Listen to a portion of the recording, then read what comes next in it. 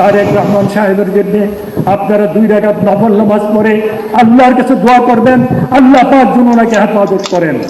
কারণ ওনার বিরুদ্ধে ইসলামের দুশমনেরা প্রচুর ষড়যন্ত্র করতেছে, যাতে করে উনি কোনো ভালো কাজ আমাদের না করতে প্রধানমন্ত্রী পারে। তারেক রহমানকে নিয়ে ষড়যন্ত্র করতেছি ইসলামের দুশ্মনরা।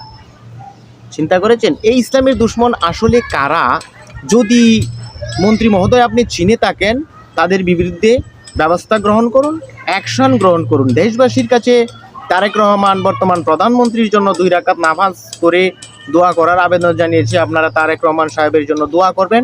দেশের স্থিতিশীলতার স্বার্থে, ইসলামের স্বার্থে, সকল জাতি ধর্মের বর্ণের মানুষ যাতে সহা অবস্থান নিশ্চিত করতে পারে, সকলের অধিকার যাতে সমুন্নত রাখতে পারে বর্তমান প্রধানমন্ত্রী তারেক রহমান, এজন্য অবশ্যই তার প্রতি আমাদের সমর্থন এবং দোয়া করা উচিত বলে আমি মনে করি।